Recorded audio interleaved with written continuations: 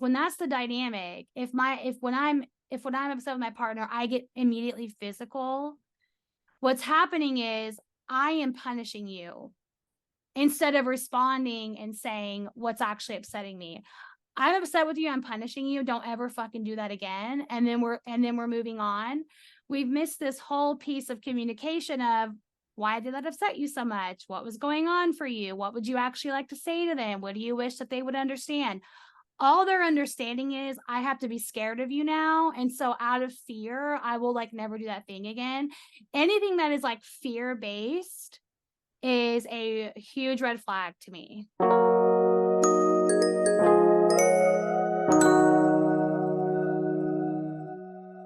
Hello, everyone. This is Sex Positivity Unfiltered, where we talk about sex and we aren't polite about it. I'm Lindsay Murray. And I'm Denise Stratton. And for today's episode, we are discussing domestic violence. October is actually Domestic Violence Awareness Month. And while this episode will air in November, we are recording this at the tail end of October and wanted to shed some light on what exactly domestic violence is, because it's a lot more nuanced and complex than a lot of people might currently believe. And we'll also talk about sexual abuse in the context of domestic violence. And so if you are in a situation involving domestic violence or you know someone who is, you can reach out to the National Domestic Violence Hotline by phone by calling 1-800-799-SAFE or 1-800-799-7233, or by texting START to 88788. And we'll provide resources and those numbers for the hotline in our episode description. And just kind of wanted to provide that given the context of what we're going to talk about. Denise, I was just going to kind of start with defining what domestic abuse is, but didn't know if you had something you wanted to share before I just dive right in.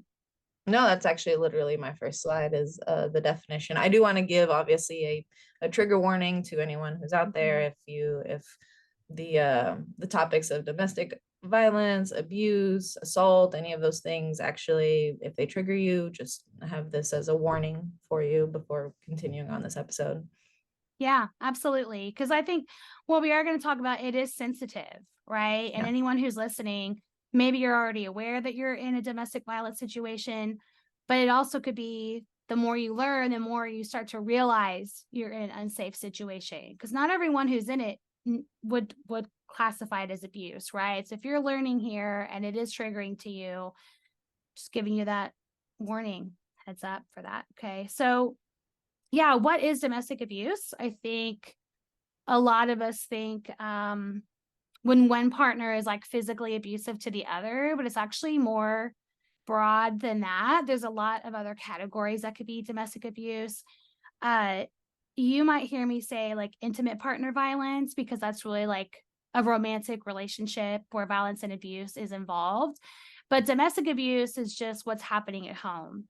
So it could be like parent-child abuse. It could be friends living together and one of the friends is abusive.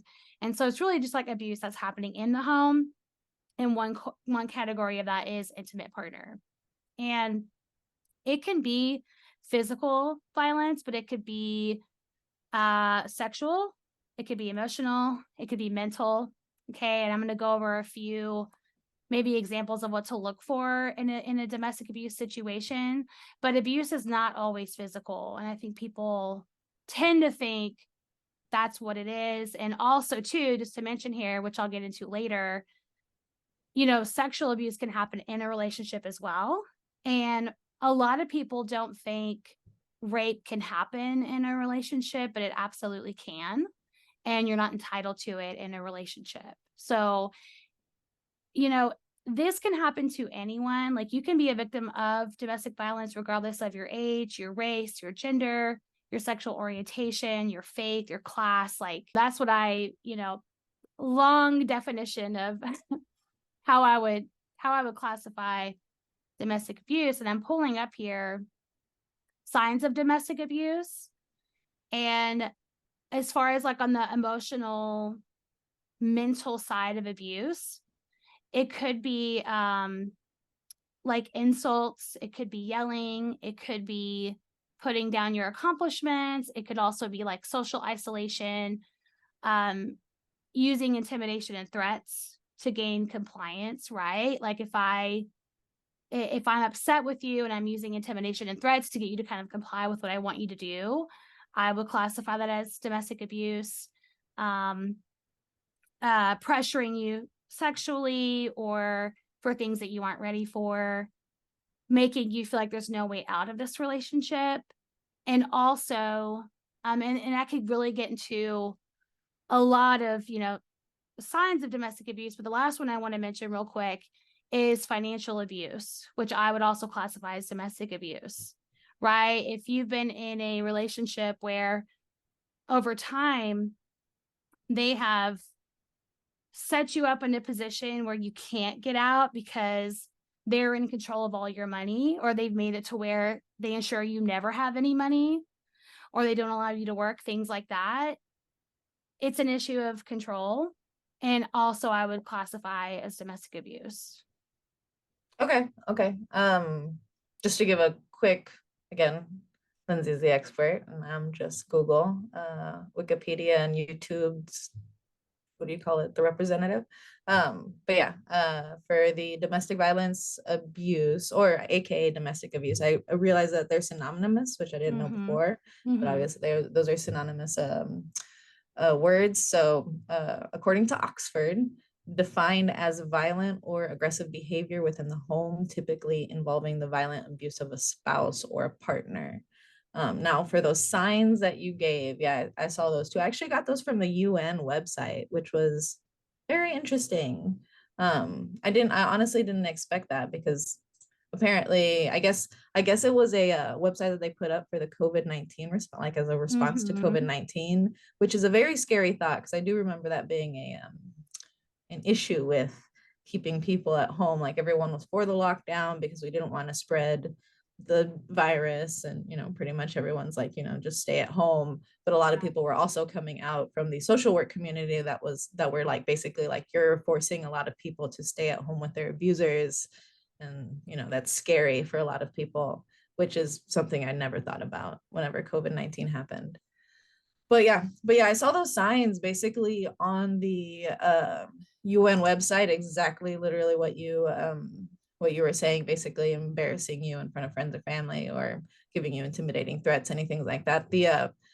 The one caveat that I do want to bring up, and I don't know if you want to do this at the top or if you want to wait till Mm. the end, but there's a lot of the signs on here are signs that I remember being taught as a way to know if someone liked you, or like, a lot of these signs or programming that are programmed for relationships, Yeah. which was crazy to me. So yeah, I don't know if you want to dissect it now or if you want to continue. But Yeah. No, I kind of want to talk about it now because that's a really okay. good point. Something I hadn't really thought of. Um, First of all, going back a little bit, yeah, the pandemic and the lockdown, very scary for someone that is in an abusive relationship, because like, let's say your partner is abusive, but you kind of get space from them when they go to work. Well, if they're not going to work and they're staying at home, that's a lot of extra time to be with them if they are abusing you. A lot more opportunity for the abuse to like intensify and continue. So very, very scary. In a way, it makes sense that it was on that UN website, like given the pandemic. But yeah, some of these are I think you're absolutely right. Because I pulled up the UN website too, because I think it's really well done. But some of these are ways of, yeah, this means someone likes you and they want to be with you that badly. They want to be with you enough that they don't want you to see your friends. They are going to embarrass you because that's a way of flirting. They're going to intimidate you a little bit because they want to be with you that badly. And I'll use like when we're kids, like really little kids. And I know, like, as a girl, if a little boy is like making fun of me, it's like, ooh, he must have a crush on you. Yep. And and that, I mean, it's such a subtle way of like making the line unclear between what are healthy ways someone can show that they're into you versus what are ways that are like a slippery slope into abuse. That line is very unclear for a lot of people, I think.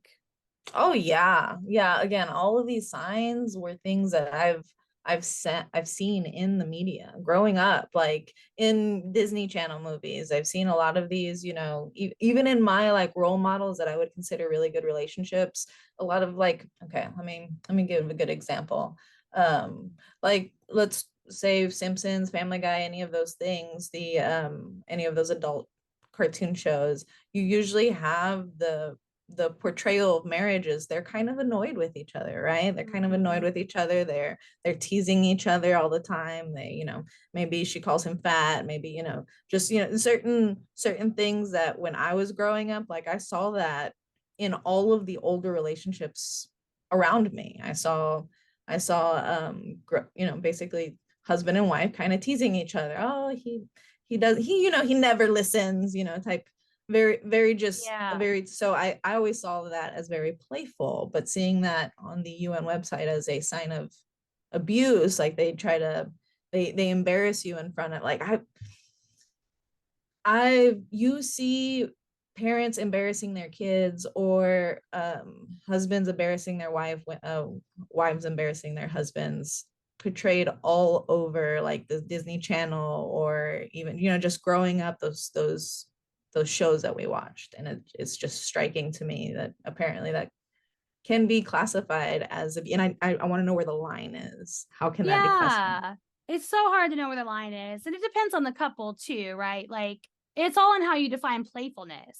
I think if two people are on the same page about what is playful, and they know within their relationship like where the boundary is, I think, right, it's like the difference between teasing and being vindictive. Okay, there's definitely a difference there. Um because you know a lot of times like this, using the example of like embarrassing your partner in front of others, um that's probably not going to be okay, you know. It's just kind of like where is that couple's boundary, you know. And it's so hard to say, but some of it is blatantly obvious. You know, I'll talk about comedy for a second, like stand-up comedians, you know, for a long time, um like it was comedy to like make fun of your spouse in your bit. And I think we're getting away. Yeah, Yeah. And I think we're getting away from that because it's like, that's a low blow. You know, I wouldn't want to be made fun of in my partner's stand-up comedy, like again, in a vindictive way, you know. And I'll use, and again, I'm like gender stereotyping here, but a lot of male comedians have done that before, about how like annoying their wife is and how much she nags and how she's a buzzkill and all this stuff. If my husband was classifying me like that, I'd be disappointed. I'd be like, that's really how you view me, as opposed to like a funny story between us could be used as comedy, right? So again, how do you define that? I don't know if you do. For exactly. like a broad definition, I don't think you do. That's where the boundary is really hard for me. My favorite comedians for sure are the ones who make fun of the other sex. Usually it's just really comical, it's something that makes me laugh. So it was hard for me knowing that those are things that I do enjoy seeing in a comedic light from both female and male comics, and then seeing it on here as, oh wait, maybe that's not something that I should be laughing at, maybe that's not something that should be made in comedy. There's been a lot of self-reflection with these topics that you make me research every week, let's just say that. Well, like you know, I like to give an example of kind of like where I think the difference is. Like if I hear a joke about, you know, women taking a long time to get ready, I'm not particularly offended by that, right? And I think it's also kind of like where the person is coming from. Like I think about my husband, if he made a lighthearted joke about like, oh my gosh, we have to wait an hour for you to get ready. But I know at the end of the day, he actually doesn't mind that. Like he's just kind of poking fun. It's light and it's like funny and oh, I'm having to wait forever, but he's laughing about it. I'm not going to be offended by that. Whereas if we go out in public and he says to all of our friends, well, yeah, we're late because Lindsay took fucking forever to get ready.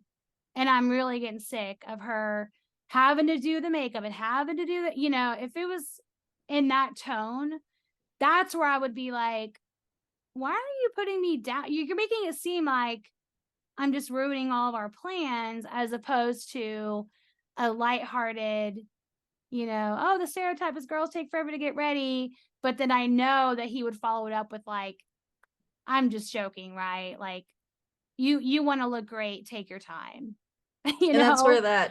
that specific line you have also is very is your line, right? It's your Yes. boundary, it's Yeah. specific to you. Yeah. So a joke that and that's why comedy is so different for so many different people. Like the same comic could literally offend within a group of 5 people, could literally offend 4 of them, but the one of them found them really funny, and then they tell one other joke and it offends the other 3, but 2 of them found, so comedy joke, that boundary is so specific to one person that when I'm thinking about when you're first dating and you're finding these boundaries, there can be a lot of times where in one relationship, those jokes, maybe that teasing, maybe some of these like the physical, we can even just go into the physical aspect.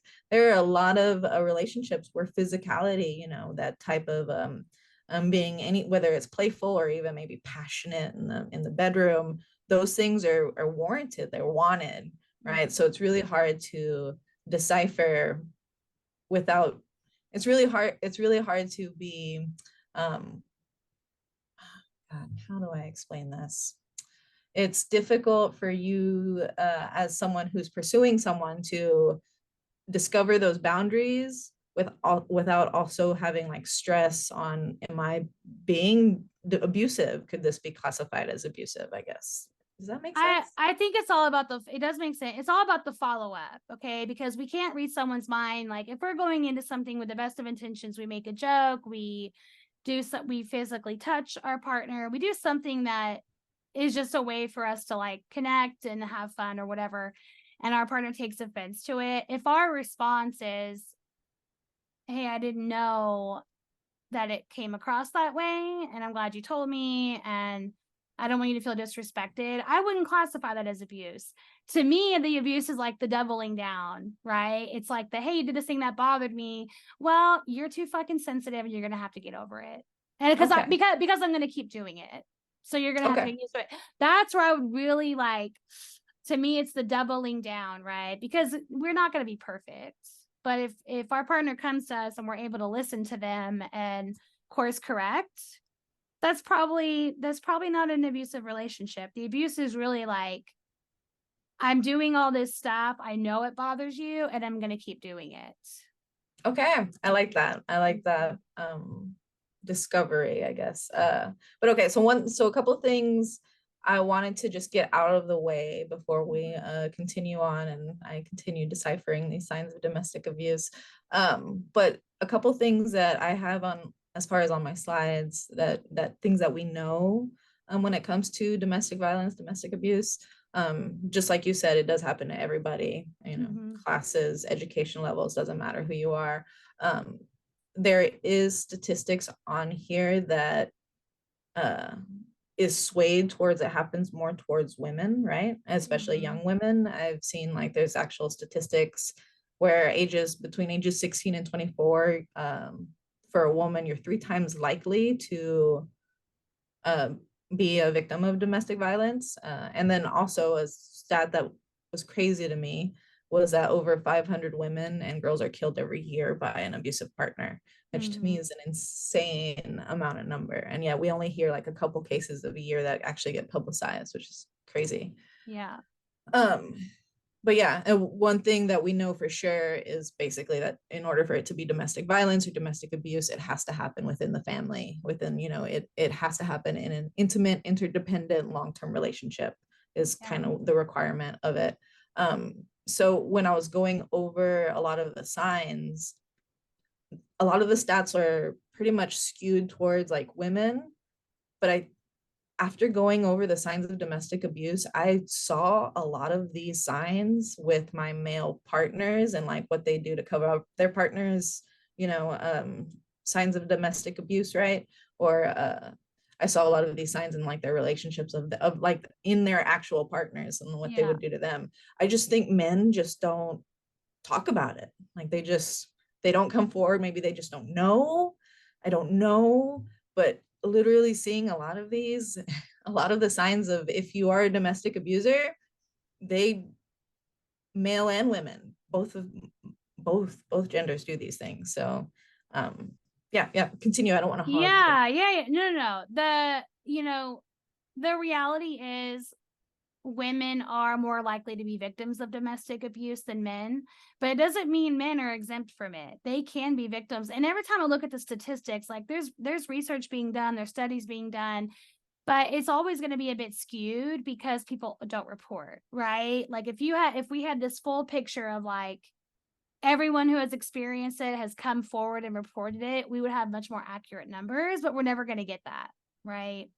And for various reasons, I don't blame people for not reporting because it is really scary to report. You risk retaliation. You risk, how are people going to view that? What if I report and then I can't get out of this relationship? What's going to be the point?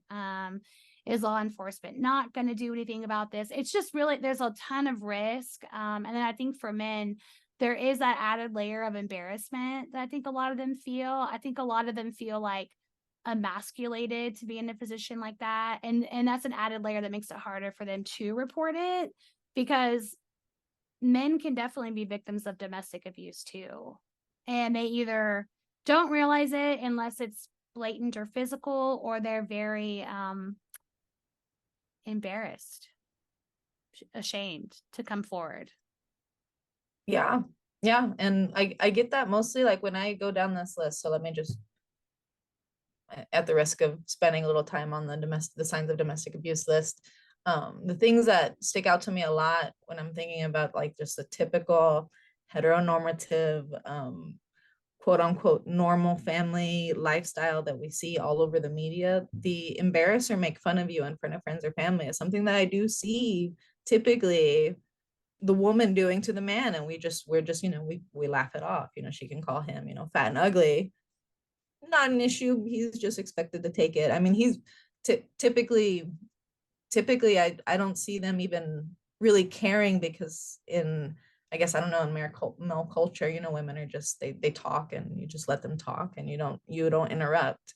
But yeah, I've seen that pretty frequently in male female relationships.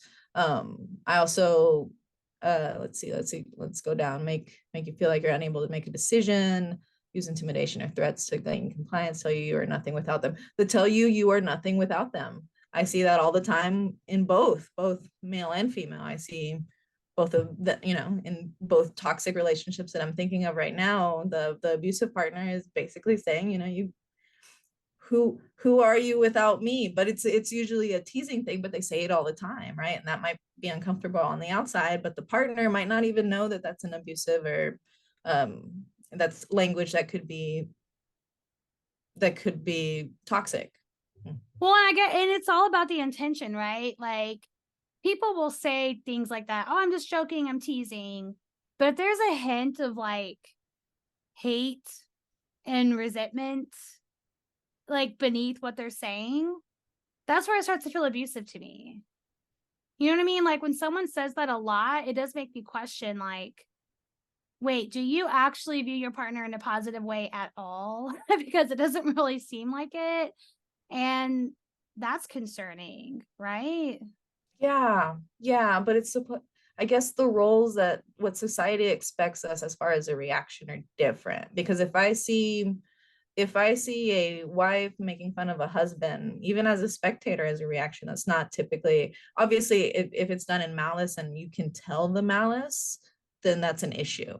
But even if the genders were reversed, if it was a husband making fun of his wife in front of her friends, even if he's being, lighthearted about it, it could literally just be something that like I've seen it trigger, I've seen it trigger a female where everyone else in the room where we were fine, but it's her boundary, right? So I see a lot of these signs, and I see a lot of these as someone who has tried to imitate the masculine and the male role in a relationship. I see a lot of these signs, and they are confusing for me, because a lot of these are things that I am expected to kind of just put up with from a feminine partner, because that's just kind of the roles. Does that make sense? It does make sense, but it's unfortunate that those are the roles, because it shouldn't be like that. Like, the male partner or you in like the more masculine role has every right to say, you know, I don't think those jokes are funny. They actually really make me feel bad. And I Yeah. wish that you would stop saying them, because like, from my perspective, I'm coming from like obviously different perspective than you, as like the more feminine person in my relationship, and also as a therapist. So maybe I'm like hypersensitive to it. But like, if my husband, if like Andrew was like making jokes that could embarrass me, I would, for me, it's a hard line. Yeah. Okay. I'm like, do not do that. And I will never do that to you.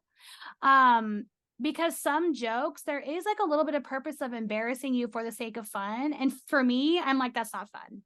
That's not Okay. fun. I don't want to be embarrassed. I don't want you to put me down. Like, even if you're trying to be funny in another way, because don't do it at my expense, you know? So I have a very, like, for me personally, I have a very hard line, and I would never do that to him either.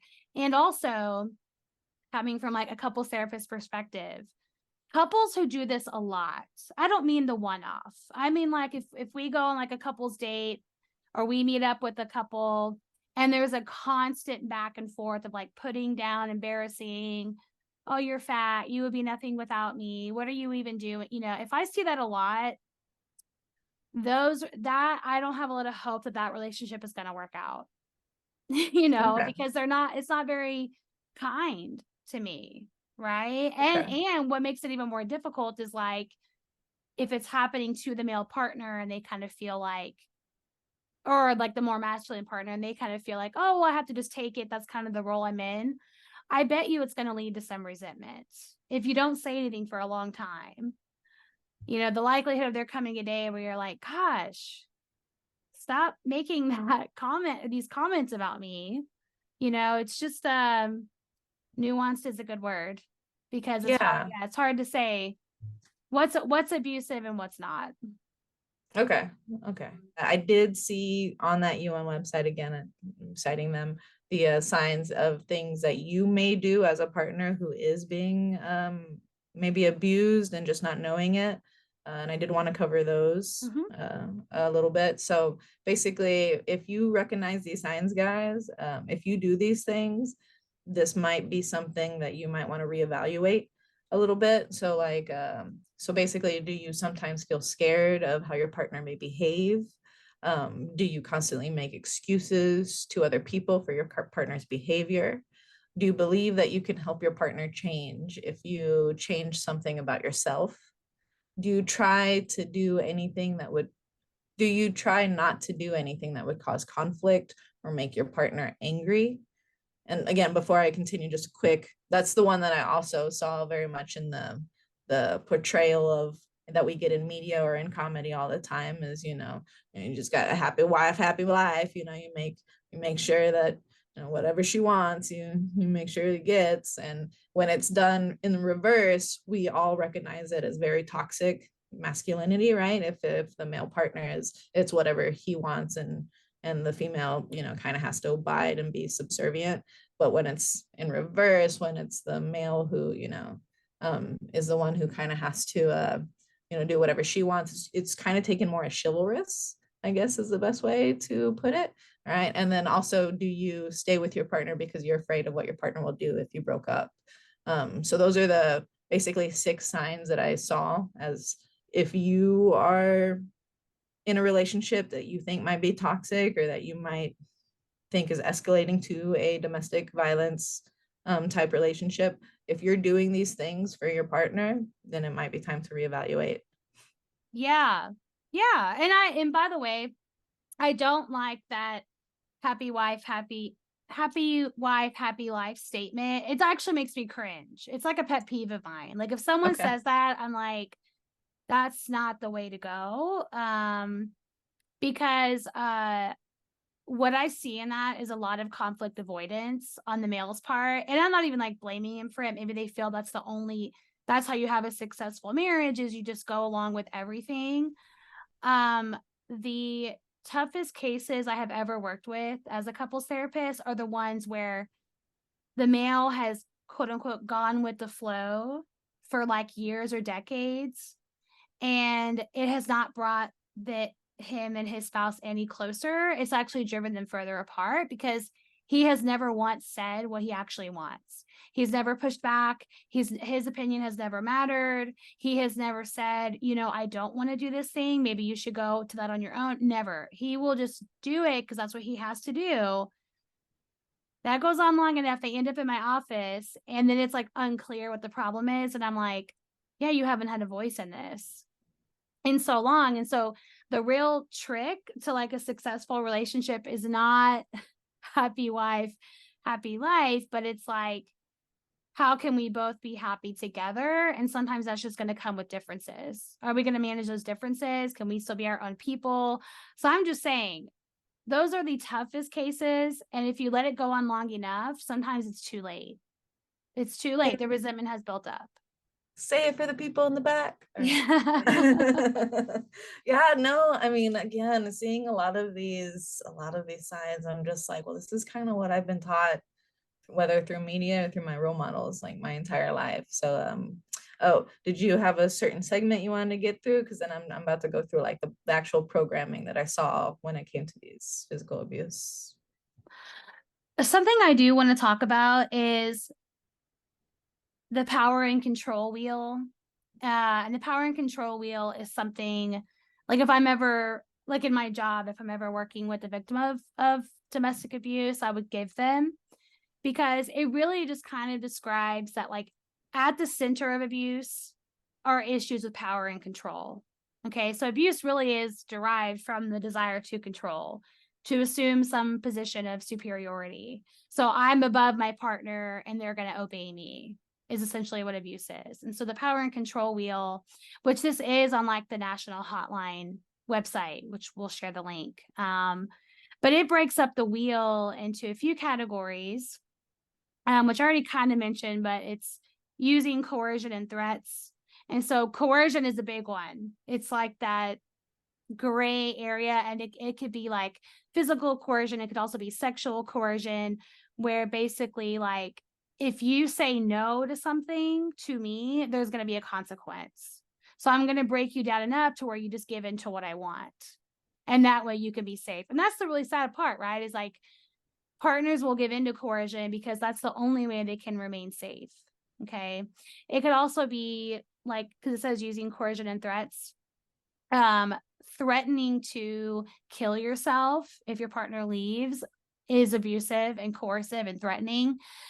And speaking of, I probably talked to you about this just like personally, but I don't think so much on the podcast. But the like media example I always think of with this like physical threat of like of self-harm, it is The Notebook. It is the Ferris wheel scene in The Notebook where Ryan Gosling really wants to date her, and he like knows nothing about her. She knows nothing about him. Yeah.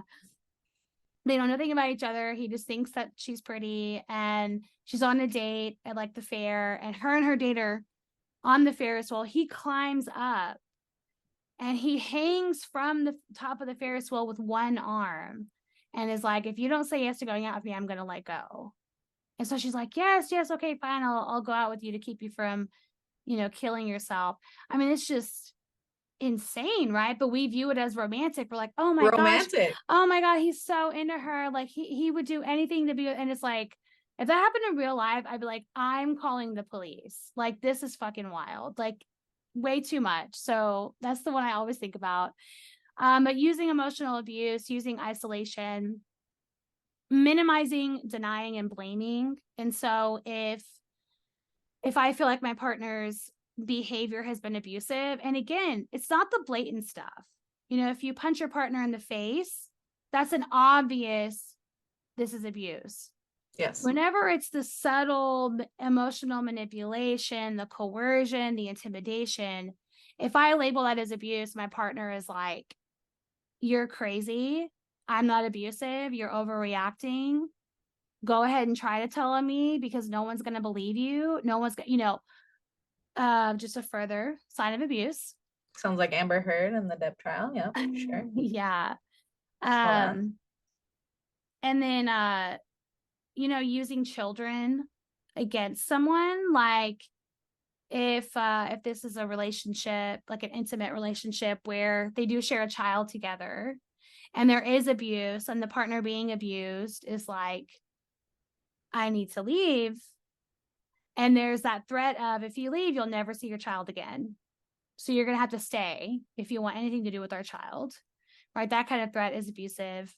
And another part of the wheel that I wanted to mention, or there is like using economic abuse, right? Preventing them from getting a job, making your partner ask for money, or giving them an allowance, but it's like a super low allowance, taking their money, stuff like that is abusive. And the last one on here, it mentions using male privilege. I know we said that men can be, right, victims of domestic abuse, but we can't deny the fact that men do have an inherent privilege as a man, as opposed to like female partners.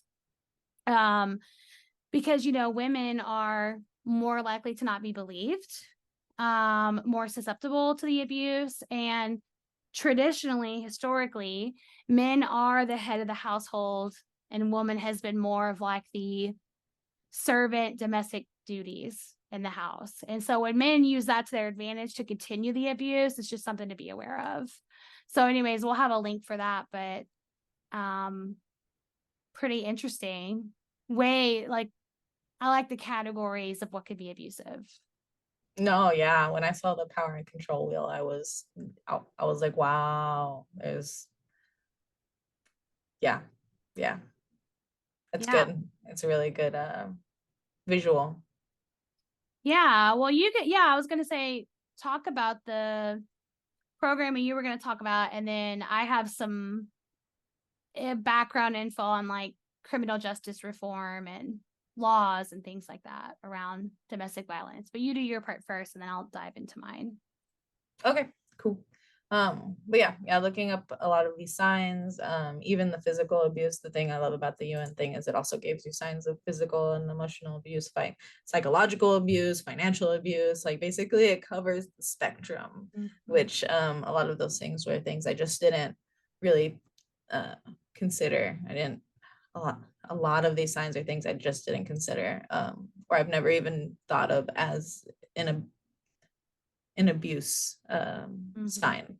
Okay, so basically, I just wanted to, as always, I like to be a little bit of a devil's advocate, or I like to kind of dissect things. So I just, seeing as you are the professional, I just want to see your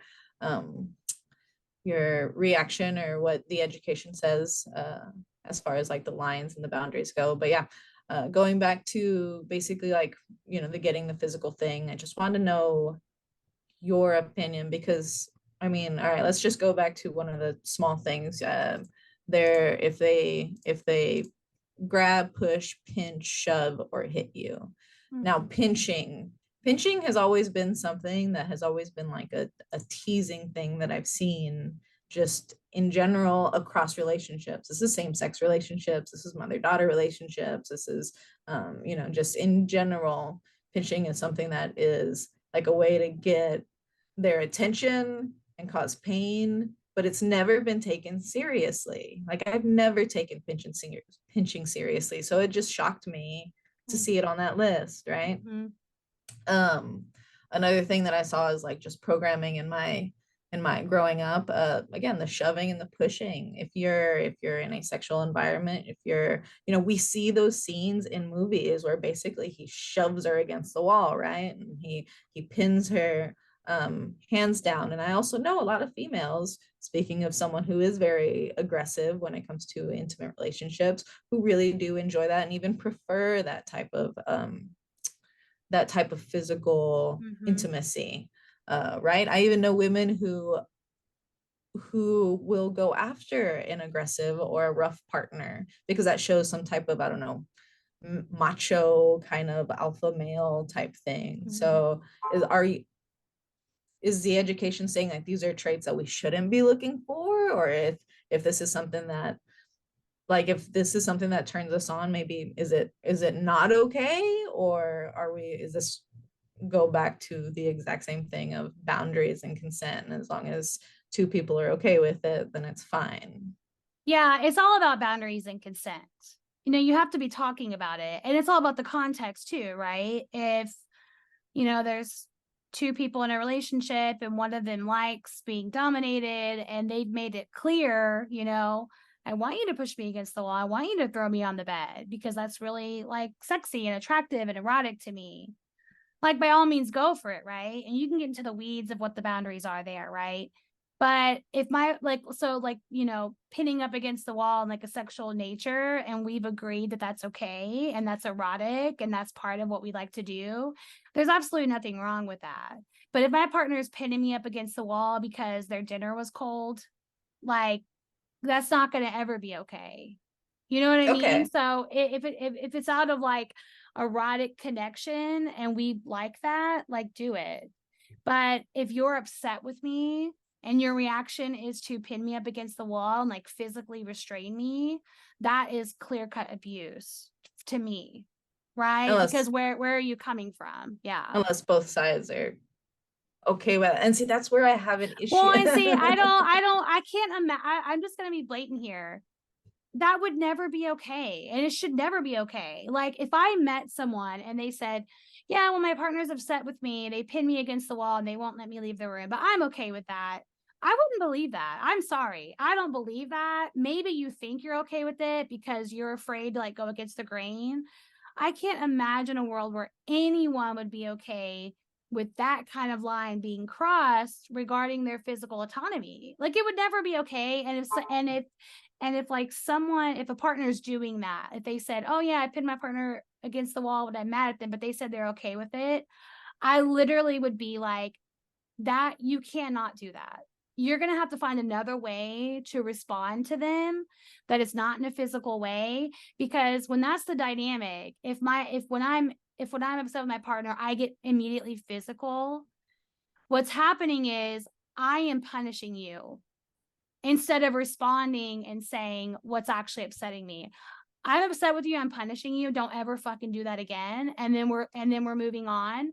We've missed this whole piece of communication of, why did that upset you so much? What was going on for you? What would you actually like to say to them? What do you wish that they would understand?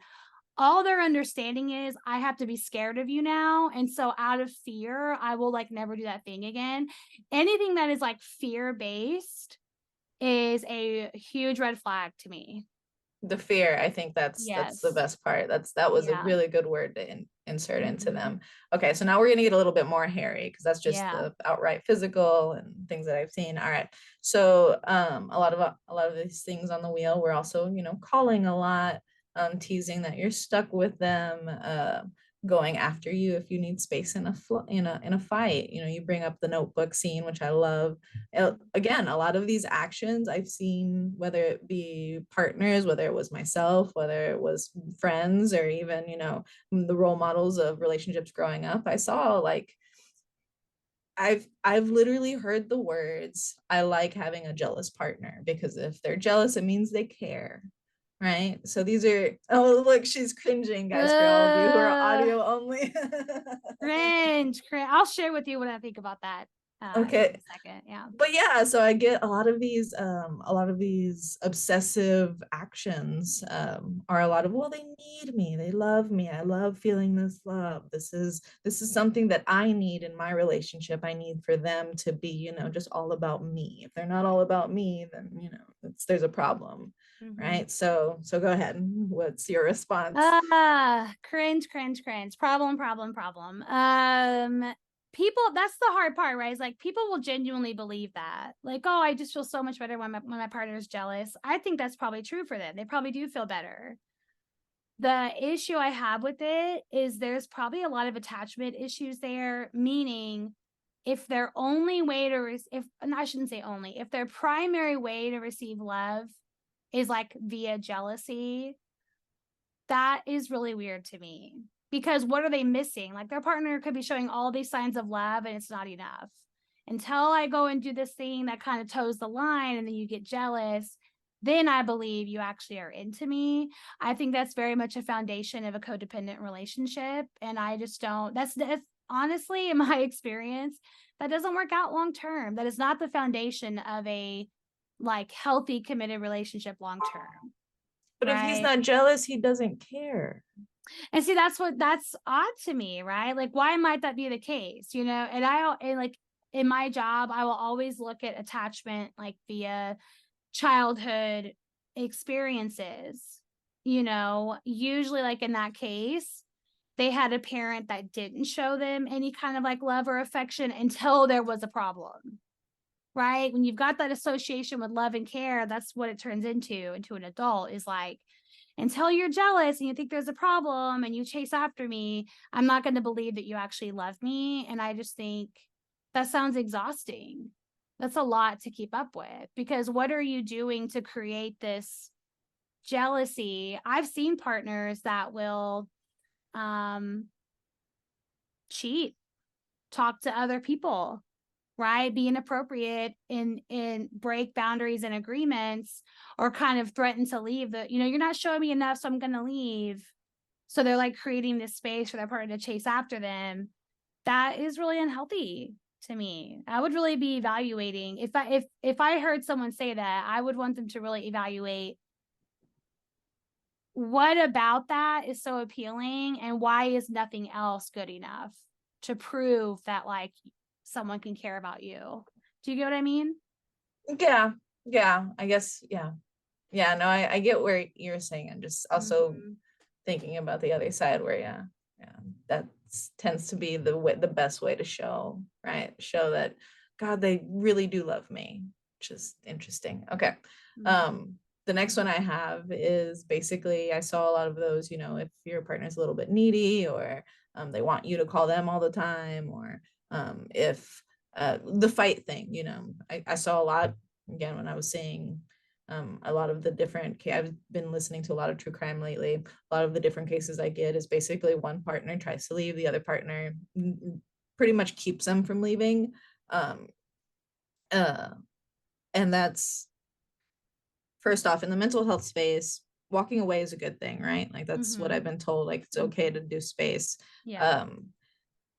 But in the romantic rom-com media that we get, when you walk away, if the other person doesn't follow you and try to fight for you, then we're taught that as a, well, they just kind of let you go. So they obviously, it wasn't meant to be, right? If they didn't chase you down to the airport or whatever it was to you know, yeah. Okay. Yeah. I mean, it's funny you mentioned that, because I've had partners like, oh, I need space, but they're taking the space as a test. I need space, but I'm testing you. Are you really going to come after me? And then when their partner doesn't, because they took it as, well, they need space, I'm going to respect that, and they don't chase. So like, well, say you don't even give a shit. You didn't chase after me. I mean, what a mind fuck, right? It's like, well, what are you really asking for then? So it's kind of manipulative. I hate to say that, but it is, right? Like, if I say I need space, I need to mean what I say. You know, if I'm in a fight with my husband and I'm like, I need space, I'm going to take 20 minutes, I don't then reserve the right to get mad at him for not following me, because I'm the one who asked for the space, right? But if I am expecting him to chase after me, I got to figure out a way within myself to say, I don't really need space. I feel like in this moment, you don't care about me. And I would like for you, I'm trying to figure out, you know, what am I looking for from you? And if I don't know, maybe I can figure it out later. But you've got to really be honest about what you're asking for, right? Hey, I feel like you do not care about me in this moment. I don't know what would make me feel that way, but I feel really let down by you. And that just makes me really sad. Versus, I'm heated and I need space. Go take the space, and your partner not chasing after you is a sign of respect, in my opinion. Now, if it's ever like, because again, like very nuanced, if I walk away from the relationship and they didn't chase me, it can go to either extreme, right? Of like, let's say if I told my husband, hey, I think I want a divorce, and he said, okay, and he just let me go. Well, that, to me, I'd be like, you don't have anything to say? You're not going to even say like, wait, why do you want a divorce? Like, I don't want a divorce. What's happening? Like, let's work this out. Right? Like, I would expect a response like that to mean, okay, he doesn't want this to end, right? But what I don't think is healthy is if I said, I want a divorce and I'm going to leave the house, I'm going to get my own place. If he were to follow me, it's a slippery slope into stalking, and lots of people are stalked as part of domestic violence. I said, I'm going to leave. And now you're following me to my apartment. You're following me to my job. You're calling my phone 100 times a day.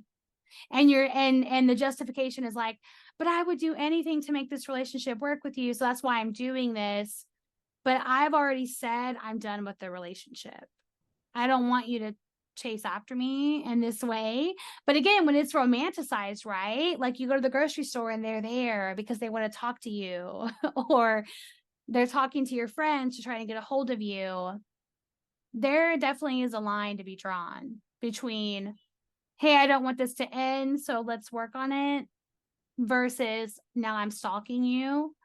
And the really unfortunate thing is, and I think this is also romanticized, like in movies and in rom-coms, you know, someone leaves, they need space, whatever, and the person chases after them. Why does it take them leaving for the person to then like take it seriously? Like while the relationship is intact and we're talking, it's usually one person who is not doing any work to like make the relationship better. And then as soon as there's a threat of them to leave, now it's like, oh my God, I would do anything. I'm proclaiming my love. And it's like, where was that energy? You Yeah. know, this whole time. So anyways, I could get into a whole tangent about that. Oh man. Okay. Yeah. No, I understand like the wake up call Yeah. type of, Yeah. yeah, understood.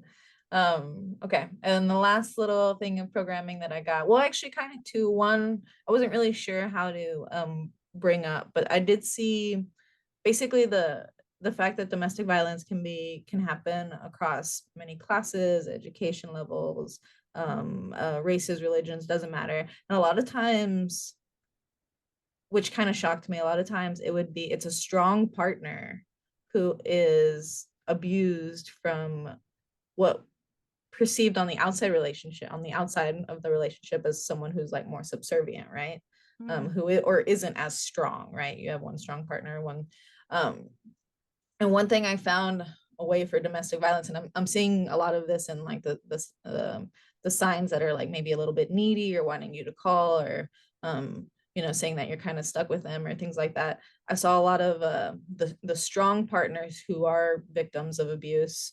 Typically, the reason that they're there is because they think, I'm a strong woman, I'm a strong man, this person's a little broken, and it's up to me. This person just needs someone who's very strong and can kind of take what they can dish and be there and support them and be there for their hard times. Like I saw a lot of those stories when I was going through like the YouTube videos of people who were victims of domestic abuse, and it did shock me because typically when you think of a domestic violence situation, you think the strong partner is the abuser, and you think from the outside, the weaker partner. Weak is not a good word to say, but the less strong partner is you just automatically think that they would be the one who would get abused. But a lot of times it was actually flipped, and that shocked me like crazy. So I did want to bring that up. I didn't know if you have any comments on that one. And then the other one that I for sure saw a lot of as far as the programming that we get, even when I was getting married to this day, you see, a lot of people say, marriage is a lot of work. You have to make sacrifices for the one you love. You have to, basically learn to put up with their flaws, in sickness and in health, better or worse. Like you have all of these programming that you're taught from a very early age, even by your role models, even by your family members, that this is how marriage works. This is how it's successful, right? Is you just kind of work through it. And so you do things for your partner. Maybe you move for them, you put up with their flaws, maybe I mean, you do things to kind of help them with their life, right? Because y'all are supposed to be going together. You put your money together. I mean, you let them take care of certain tasks, and you take care of other tasks. Like this is part of marriage that we're taught by everyone around us, that this is kind of how it should be. Mm-hmm. Yeah. Yeah. I'll go back to the first one that you said, like like the stronger partner actually being the victim of abuse. Yeah. I think it just goes back to codependency.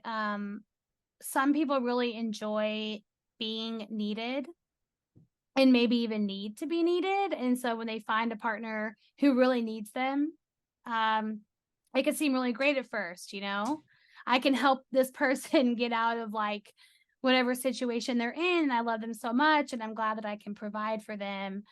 And then it can get really muddied water if the person that was in need starts to take advantage of that, because then they're in too deep. The quote unquote stronger partner may start to feel guilty. Well, I can't just leave them hanging, right? I've got to be there for them because I'm this like big source for them. And it's just a nasty cycle, and it goes back and forth and back and forth. And you can really end up in a situation that is abusive and manipulative, and the less strong partner is like really taking advantage, but the other partner can't even really see it, right? Because it's so entangled, it's so enmeshed. It's just so anytime you're getting into a relationship, this is not to victim blame, right? Because no one deserves to be abused, but you've really got to look at your own traits that could slip into codependency. If you really enjoy being needed, just look out for that, right? Because there's a healthy level of dependency. Like in like therapy talk, we talk about codependent. It's like a pendulum swing, right? It's like you've got codependent on one extreme, you've got independent on the other. You don't really want to be in a relationship where both of you are so independent to the extreme that like you never need each other, because you're missing a huge opportunity to connect. There is this middle ground called interdependency, which is a healthy level of dependency. Hey, I need you, but I'm able to tolerate when you're not able to be there for me, right? And vice versa. That's kind of what you want to work towards. Anytime it's that codependent, and then it's just that cycle of codependency, very easy to turn into abuse. Okay. Yeah. Okay. That was good, Lindsay. That was good. Now I definitely want to get into why it's so hard to leave. But what do you have next? Yeah. What was the second one that you gave? Oh, Because I was going to give another response, I oh, think. basically, the way marriage should work, the way that we're taught, there's gonna be a time where y'all hate each other, and you just got to work through it, type thing. So Yeah, I think it stems from, even going back hundreds of years. The family unit was the most important thing, and it came before the individuals. Like, you have to do everything in your power to keep your family unit intact. And religion plays a part in that. I mean, it was like very big in the church. Like, you kind of imagine your family as almost its own little church, and you all have your roles. And in order to function day to day, you've got to all stay together. And so there was a time where, for better or worse, literally meant like, no matter what I endure, no matter what's happening, I'm going to choose to stay because that's the right thing to do.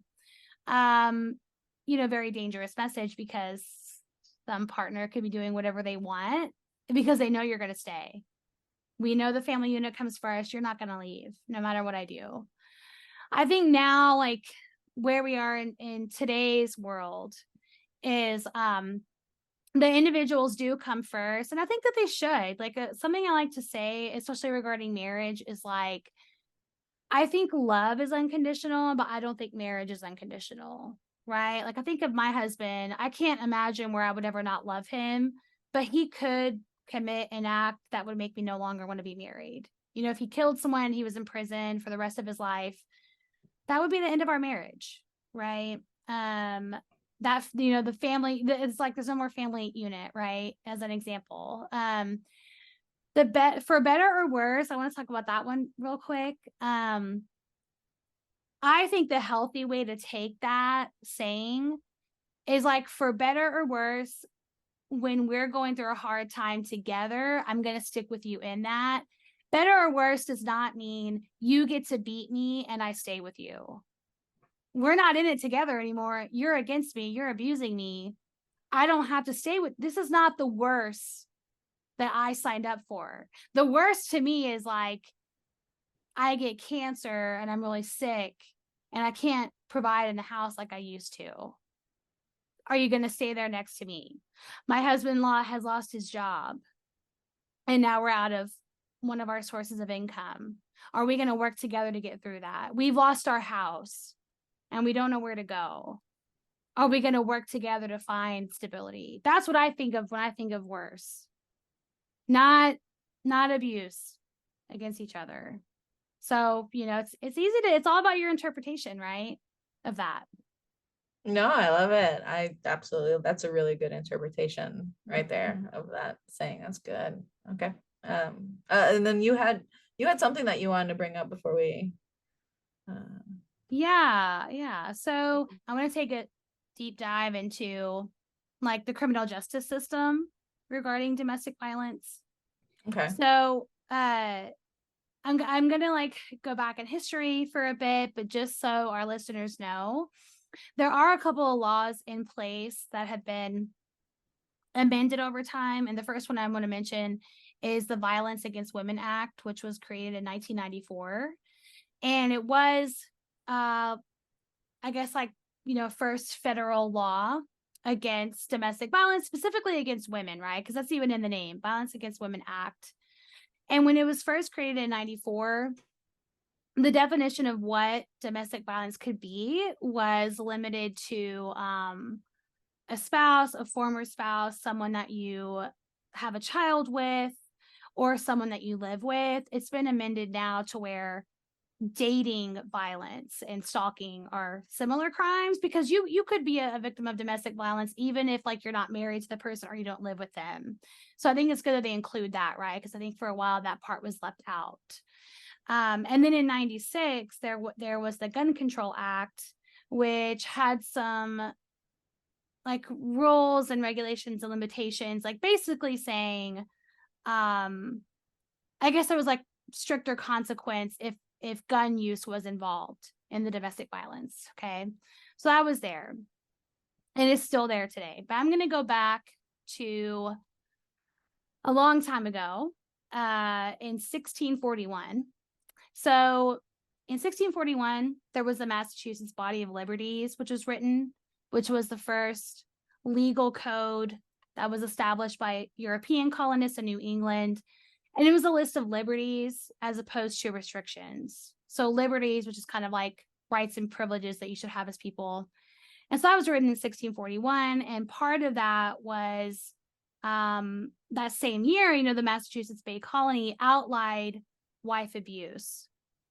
And by the 1800s, a number of states had criminalized violence against a spouse. The unfortunate part is, by the 1900s, a lot of those laws are not enforced. And so I'm going to speak like even pre-1641.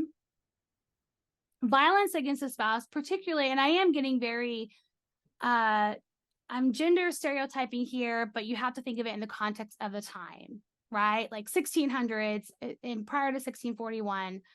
Again, going back to what I said earlier, like the family unit being number one and the male was the head of household. The statistics were a lot different back then.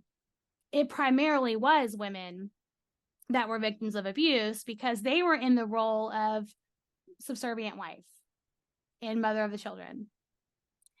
Predating that, it was frowned upon and there could be legal consequence if the male partner did physically abuse the female partner. But there's kind of a caveat to it back then.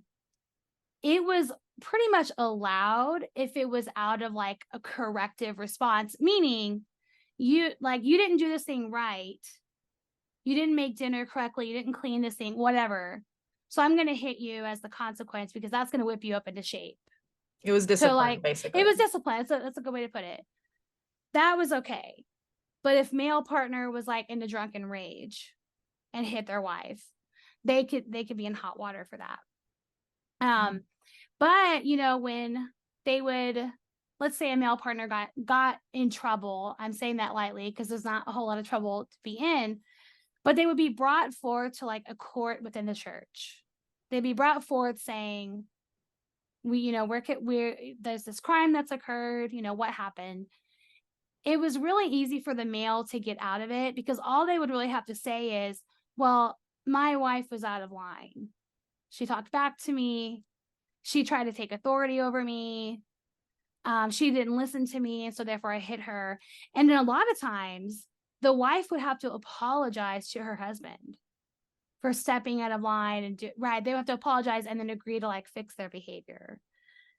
So pretty fucked up.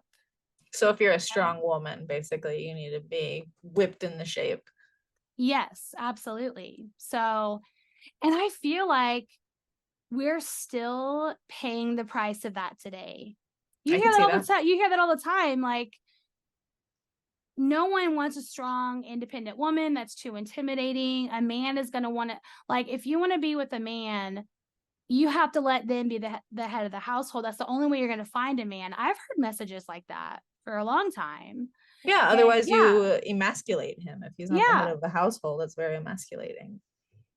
Exactly. So, that's kind of like some history. And then, 1641, some laws come in place. But again, it's like really hard to enforce. And you're also like working against societal rules and what it means to be a family unit, what it means to be a woman and man in a relationship. So going forward to 1984, okay, a few things started happening. Okay, and I promise I'm going to get to like current times. Even though we have the laws in place of like the Gun Control Act and the Violence Against Women Act, domestic violence continues to be an issue, right? So what's the deal with that? Like, what are we doing wrong? In 1984, the Attorney General, William French Smith, he has a task force on family violence that declared that intimate partner violence was a criminal justice problem and required a criminal justice solution. So that was like the first time federal government had ever taken a stance on that. I am driving the point home that was in 1984. That was not that long ago. That is like yesterday, right? If you're looking at like the span of history. So this is like new that it's coming forth and like federal government taking a position. Okay. The next thing that happened not long after that is a woman from Connecticut named Tracy Thurman. She won a multi-million-dollar judgment against the city of Torrington.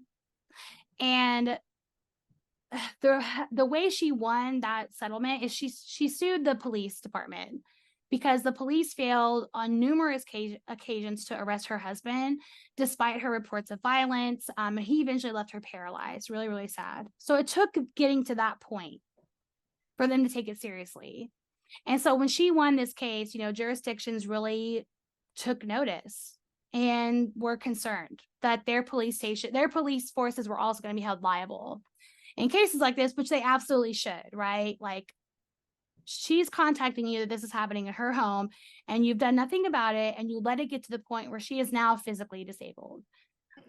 Really awful. So in 1984, sociologists Lawrence Sherman and Richard Burke, they started suggesting that arresting perpetrators, right? The arrest could deter intimate partner violence. So the theory was like, arrest them and domestic violence will get better. Okay. And so cities and states responded by putting in like mandatory arrest laws. And not surprisingly, arrest rates skyrocketed. So it's kind of the first time where like victims of domestic violence felt some sort of safety. Like, if I report this, they'll get arrested, and it was happening. And so again, this is all new information. And then we have the Violence Against Women Act in 94. And as of like that time and going forward to like 2013, 85% of this task force funding is dedicated to law enforcement efforts. And I think the percentage is still around that amount today, right?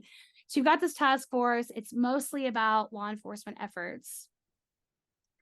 What happened is this was a good thing in the beginning. Okay, so from 94 to 2000, the rates of domestic violence went down, about 47%. So it's like a huge decline, right? So it's really, really good. General crime as well goes down about 48%.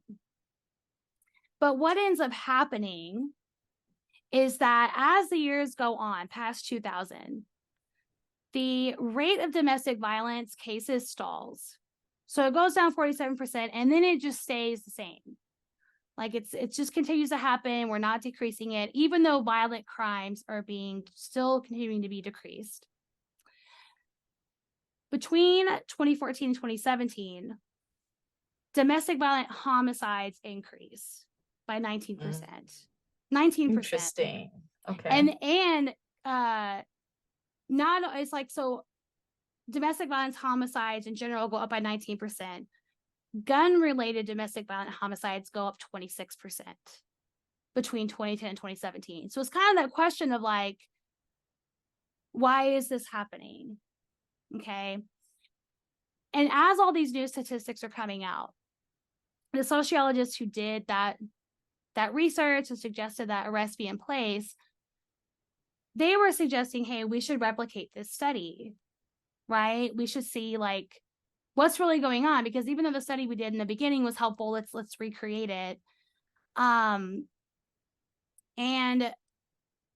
ultimately what they're learning is, if someone is going to offend again, so someone is a violent offender, they get arrested, they come back, the likelihood of them offending again is due on a lot of other factors besides just their arrest history.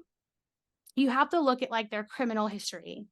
What other crimes have they committed, if any? Do they have trauma that they've unresolved? Are they low income? Okay, people in poverty are more likely to be victims. I know earlier we said anyone can be a victim, that's true, but low income poverty households are more likely, because I think you're just living in a world of stress, right? And so unemployed men are much more likely to offend.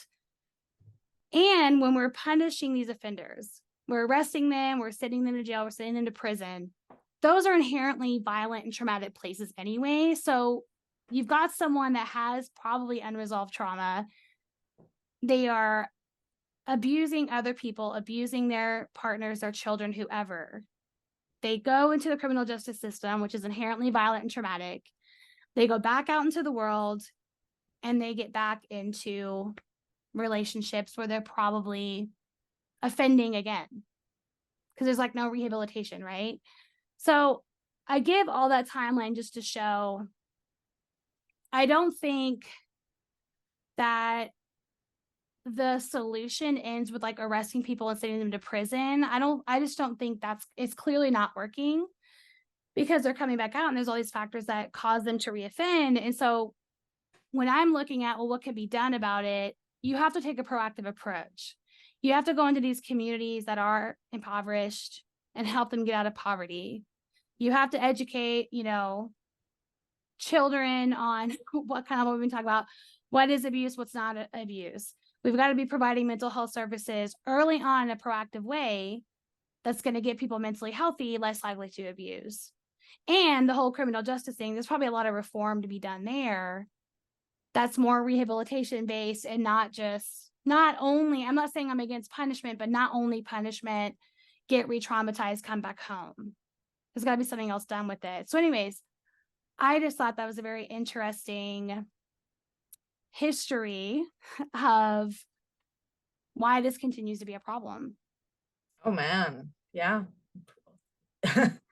Yeah, I learned a couple things I didn't know. And actually all that makes sense on why, because again, our title for this episode is a nuance of domestic violence, which it is very nuanced, as I'm discovering, but why is it hard to get out? And I could see, I mean, a lot of these accomplishments that we've had in the criminal justice area is very new. Yeah. Well, of talking real quick about the aspect of sexual violence, because that is domestic violence as well. Marital rape, coercion, being held against your will, and your partner having sex with you. I mean, those are all sexual violence that I would consider as domestic abuse as well. It wasn't until 1993 that all 50 states recognized marital rape as being illegal. So That's that was crazy. what, like 30 years ago, I guess, at this point. Again, it's just not that long. And so when these laws go in place, it's not like everyone changes their mind. There could be a law in place and you still have people in authority that don't think that that's real. Again, it's programming. It's programming. When you're in a marriage, sex is owed to you. It's your right. You're entitled to it. Yeah, you're entitled to it. So I'm not going to listen to that law. As a way to kind of close this out, we are going to go over why it's hard to get out, and then also ways that you can get out. Okay, I'm going to give kind of a list of suggestions I have, but before we do that, I wanted to spend a little bit of time about like my perspective as a couples therapist and why I don't see couples where domestic violence is present. That one's really hard for people because I've had people be like, if we have an abusive relationship, like, why can't you help us? And I promise I'm not trying to leave anyone hanging or leaving someone just on their own in an abusive relationship, but the context and the setting of couples therapy can actually exacerbate the abuse. And I want to tell you why. Okay. So in couples therapy, my focus is on the relationship and the couple's dynamic and how each of them contributes to it. When abuse is present, and you have an abusive partner and the other partner who's the victim of the abuse, that is not a relationship issue. That is an individual issue. If someone is abusive, that is theirs to own and theirs to overcome and theirs to work through, right? If I were to do that work with someone in a couple setting, so just imagine I have two partners there, one of them is abusive, and even if I make it clear, hey, you're the abusive partner and you have all these things to work on, what is likely going to happen is they are going to feel blamed for everything. And I'm sorry, but if you're being abusive to your partner, you are to blame for that. But they're going to feel it. They're going to grow to resent their partner because their partner's sitting there looking pretty, like in the eyes of the therapist, right? I'm working with you as the abuser.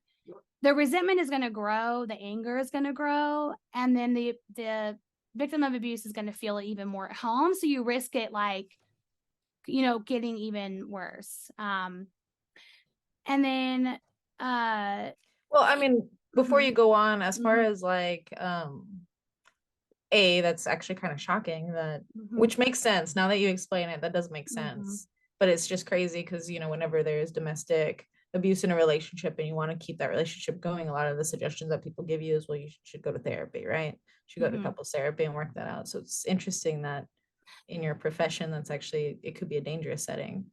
It could be a totally dangerous setting. And it also could be, if there's abuse happening, but I don't focus on it because I'm worried that the abuser is going to get mad if I do focus on it and I start focusing on other things, it allows the abuse to keep happening, right? So it's a really messy situation. And then also, if abuse is happening, the victim can't be fully honest in the space because they're scared. If I tell you what's really happening at home, well, as soon as we get home, it's going to happen again because they're going to be mad that I told you. So if you're constantly having sessions with both of them in the room, you've got an abuser who probably is not going to want to admit all the stuff they're doing, and you have a partner who's really scared to say what's actually happening. And so then you're like, it's like that elephant in the room that we're not talking about because it's unsafe to talk about, right? So those are just those are just a few examples of why we won't do it. But the suggestion I usually have is there are behavioral intervention programs out there where the abuser can get their own individual therapy to address their abuse, right? Let's pinpoint it. Why is it happening? How are we processing that? How are we going to learn healthy behaviors instead of abusive behaviors? And they're doing that work. And then the victim is also getting their own individual therapy to process the abuse and to process the trauma. If they both do that, right, and things change individually, and they want to come back together and then do couples therapy, at that point, I could do couples therapy with them. Okay. But the problem lies is that those programs are out there, but for the abuser specifically, they have to want the help. Otherwise it's not going to work. Like they have to be aware enough to say, I am abusive and I don't want to be abusive anymore. Some people can do that. I've also seen people who are like totally in denial. I'm not abusive and I'm not going to change any of my behavior.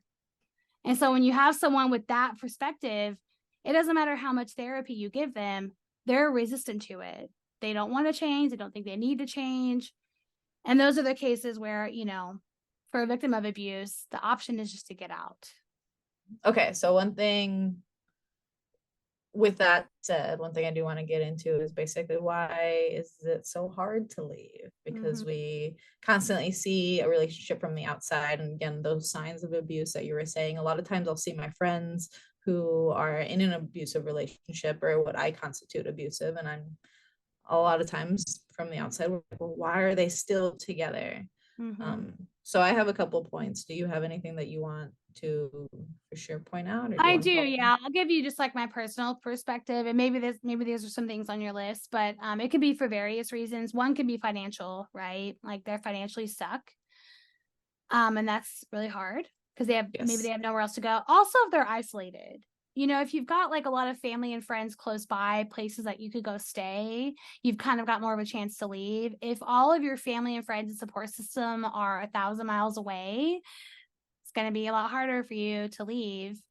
It's also the mental breakdown. Like part of abuse is making your partner feel like they won't survive without them. Like if you leave, you're not going to make it because you're nothing without me. Kind of like we said earlier, you're not going to make it. No one else is going to want you. That's a big one, especially in the sexual violence aspect. Like you won't sleep with me, but I'm the only person in the world who would ever want to sleep with you. So you need to give it up because trust me, you're not desirable to anyone else. And so there's this mental breakdown of they can even know they're in an abusive situation, but they have their self-esteem and self-confidence is so low because of the abuse that they don't have the strength to leave because it's like they feel like they're going to be alone.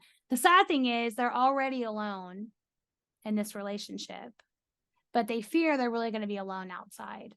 So they remain stuck. And it's also, religion and social status, like if we get a divorce, what's the community going to think? What's the church going to think? What are my parents going to think? People will stay due to reputation. Understood. Yeah. Actually, the reputation one was one I didn't have on my list, but as we were talking I mean, that's pretty much, again, I come from a Hispanic community and we don't divorce. Like divorce is not something that we do. You just kind of, you stay, you're supposed to stay. You're supposed to figure out how to deal with it, figure out how to defend yourself from it or how to avoid these situations, but you're not taught how to leave, which is interesting. But yeah, just to basically replicate what you said, I recognize that why don't they just leave is a quote that's said to a lot of victims all the time, or something that's thought. I even thought of it myself. And now that I've done the research, I recognize A, it's a very complicated question. B, it's also a very hurtful question to ask of anyone who's in a relationship to where it's very toxic and there's domestic violence going on. And by the way, the statistic is that people who do leave, victims who do leave, they leave and come back 6 or 7 times before they officially leave. So if that gives you any insight into the complexity, they can leave, but as soon as they do, they're sucked back in for whatever reason, and they try to leave again. So lots of, when someone leaves, it's rare that it's ever a one and done. Just so you know. Yeah, very interesting. So yeah, doing the research, basically the biggest one that I got is something that I guess only abusers would know, but a lot of people from the outside wouldn't know is, yeah, it's dangerous. It's extremely dangerous to leave a situation into where there's any type of domestic violence involvement, right? I pulled up this statistic, which actually gave me chills, but basically over 70% of domestic violence murders happen after the victim has ended the relationship. Yes, the most dangerous time is when they leave. That's the scary part that people don't realize, is that When they finally leave, their partner realizes, wait a second, I don't have full control anymore. I'd rather kill you than to let That's you leave. scary. Yeah. And they get, and like, you think they're aggressive while the relationship is going on, it's tenfold if Like someone leaves. that's fucking frightening. Mhm. 70%, as someone who's a very logical mathematical person, like that's to just break that statistic down. That's saying that if you have the feeling that your partner is capable of murder, because obviously these aren't saying that, if you end the relationship that you're going to be murdered. It's just saying that 70% of the domestic violence murders, 70% of the people who do get murdered, it happens Yes. outside of the relationship. But yeah, basically, if you have any thought that your partner is capable of murder,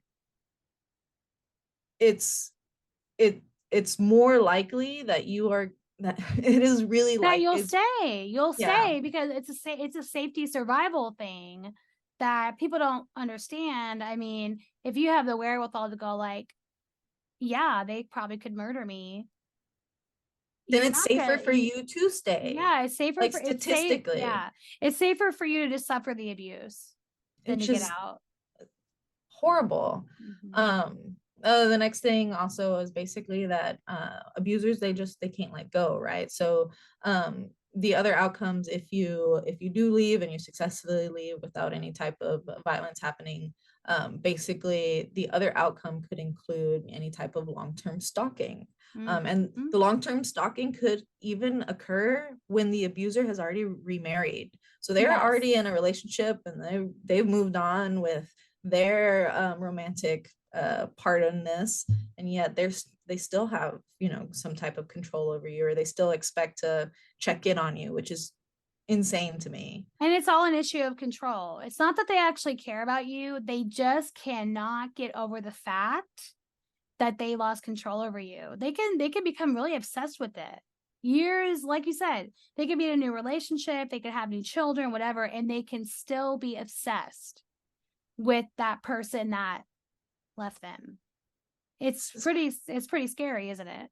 Yeah, like literally the hairs of my neck are standing up. Like this is, Mhm. I can understand why someone wouldn't leave. And then also basically, even if you do get out, they also can make your life hell, right? So they can deny, like you said, deny your financial resources if you have them tied, or we brought this up earlier, but in a different way, but basically they can manipulate the family court system to spend a required unsupervised amount of time with the person who basically abused you.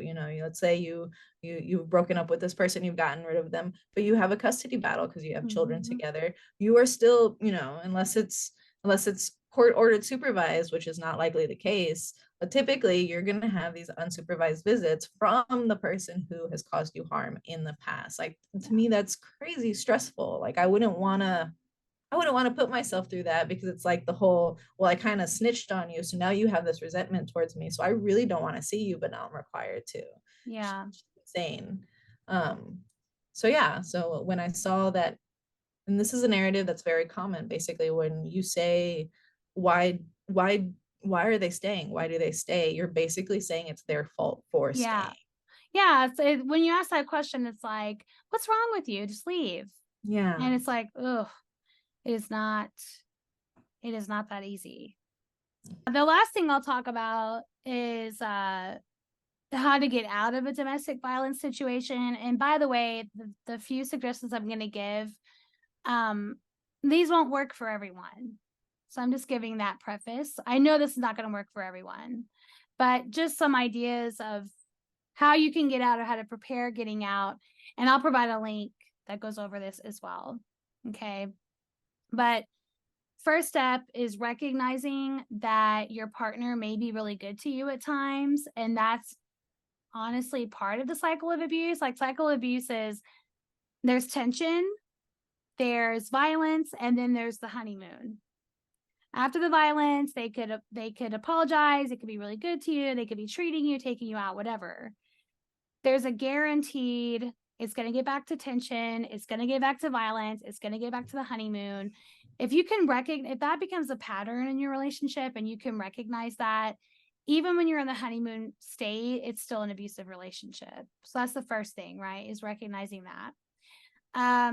Contacting someone, whether it is the hotline, a trusted support, a teacher, a nurse, a doctor, like anyone that you can tell that this is happening, that it's not going to get back to your partner.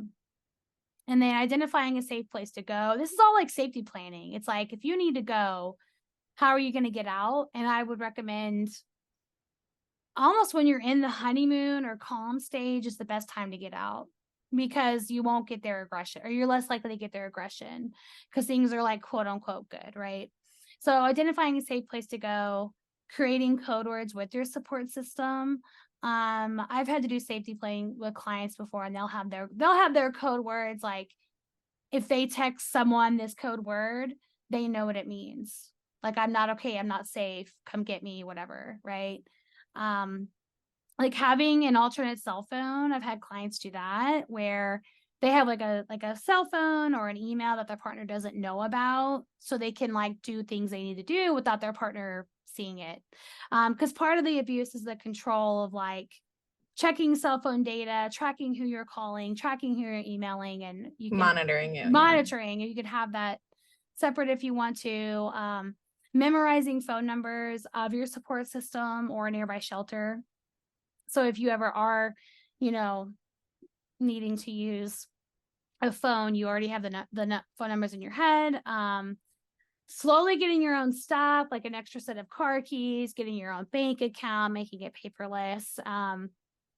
Even if you're in the relationship, if you have any way of like setting up your own stuff, definitely do it. And then, starting to plan your go bag. And so the go bag is like your birth certificate, your IDs, your medications, your credit and debit cards, list of important information you need to know. Like, that way, if you do need to leave, you just grab that bag and you're out. Okay. So you can kind of like plan that if you have a place to hide it. And then, just really making note of your safety plan, your exit plan. Yeah. And last thing I'll say, if you are in an abusive relationship, you do need to leave. I hate to say this because you, like, as a victim, you of course deserve all of your stuff, your furniture, all of your clothes, like whatever. But when you're getting out, you do have to just stick to the necessities, unfortunately. Like, get your week's worth of clothing, get your meds, whatever. And sometimes for the sake of your own life, you have to just get out of there. Forget about the couch. Maybe you can get it later, but you have to do that sometimes to get out. So that's the last thing I wanted to say, is just why it's hard to get out and ways that you can prepare to get out. No, that's really good. That's really good. I love the ones where it was like having the extra things, like the extra phone and things like that. Because I do know monitoring is a big thing, and that's what prevents a lot of people from either gathering documentation or even reaching out at all, because they have a fear of, my spouse, they know my passwords, they know how to, they'll get into this, they read my phone at night when I'm asleep, whatever it is. Yep. Yeah. So we covered a big topic today. Yeah, barely covered it too, only really scratched the surface, but it's a really big, complicated topic. Yeah. Well, hey everyone, we're so glad you tuned in and listened. Like Denise said, scratching the surface, but we hope it's been helpful information. Definitely reach out to us, email, message, leave a comment of what you thought about this episode and what else you might be interested in. And again, thanks for tuning in. We are Sex Positivity Unfiltered, and remember to stay curious and fuck politeness.